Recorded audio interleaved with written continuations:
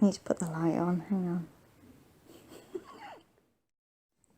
Oh God, I look dreadful. Please excuse my mouth. I've terrible trouble with my lip always being cut here. So as you can see, I'm in bed and I have a zilch makeup on. And my puppies are at the bottom of my bed barking. How embarrassing. Shush, darling. I'm going to make this quick video. I'm just in my bedroom laying down. I've got CNN in the background. And just all this horrible crapola bad news, which is just so depressing. And for some reason it made me think of Purgatory. I don't know why. Just these random things pop into my head all the time. And I was thinking, God, I just really am struggling at the moment with what I believe in. I know there's an afterlife because I can see things all the time. But why they're here? You know, if there's a God and there's a heaven and a hell and a devil and all that jazz, then why are people who have passed away still here? I don't get it. I'm really confused and it's driving me nuts. So I'm going to do something that I've not done since I was a child. And I'm just going to test it. And I'm going to actually say a prayer to a God.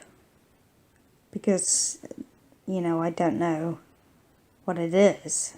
Is it a man? Is it a woman? Is it just a big ball of energy or what? And I don't know what religion it ties to, if at all. So I'm just going to say God. And I'm going to ask what I should, or what people on earth should believe in. Just to give us a bit of help, you know? Like, I've been reading some stories about Purgatory. And it suggests that people who are in Purgatory are just stuck here on earth until they repent and, you know, repent their sins, and because they've not believed in God and they've not believed in this, that and the other. And I just think, oh God, you know, what on earth? So I'm going to test it. I mean, I've been laid in my bed and I can see things through the doorway, just sort of making themselves known. I don't know who that is, but so it just made me think, why are you here? Like, why are you in this apartment? Why aren't you up in heaven bouncing around on clouds and, you know, eating candy floss and floating around on unicorns? You know, what's the deal? So I'm going to do a little prayer, and I'm just going to say, God, what the deuce? You know, please clear this up for me. Are you real? And if so, what are you? You know, who are you? And I'm going to see what I dream about, because my dreams are such a huge telltale. They have such deep meaning, it's crazy. I've often seen past relatives in my dreams and, you know, crazy stuff like that. So once again, I apologise for the fact that I have zero makeup on and look absolutely dreadful, and I'm in bed, and but I just thought I would test this, and I will let you know in the morning what my dream was. Let's just see. I mean, I'll do it now. I mean, I don't know what I'm going to say, like, but okay. I feel a bit stupid doing this, really, but okay. Dear God. I don't know why I'm looking it up. I suppose that's just an assumption from past religions, isn't it? That heaven's there and hell's there. Dear God,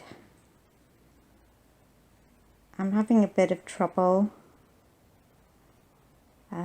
with what to believe in. I know there is an afterlife, but it's a bit confusing. Can you give me a dream tonight that might give me some answers?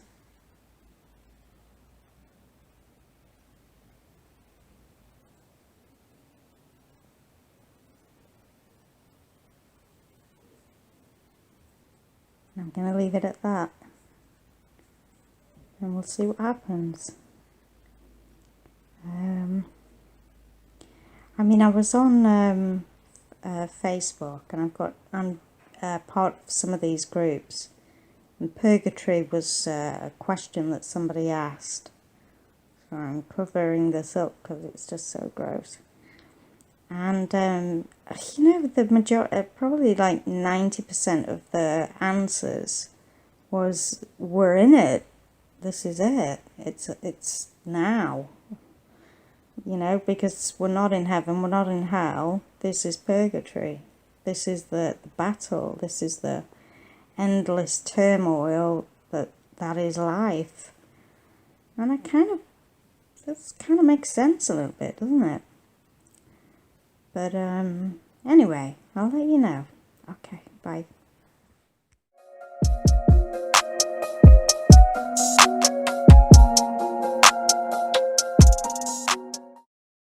Hey guys, I've literally just woke up, so I instantly picked my phone up to tell you about my dream, which, whilst it's still fresh in my mind, it was the usual Alice in Wonderland, utterly bonkers. Everything's all over the place and backwards and upside down and left and right. There was just a few things that stood out that made me think, when I woke up. One was that there was a lot of animals for a start. An apple? What on earth? Where did that come from? Sorry, not an apple. A litter of kittens was in front of me, and I picked up one of the kittens, and it was black. And later on, it wasn't moving, and I thought, it's dead. Let's take it to a vet. And I walked into this room, and there was this man frantically holding 1 trillion animals, trying to put them into one cage. And I thought, ew, gross.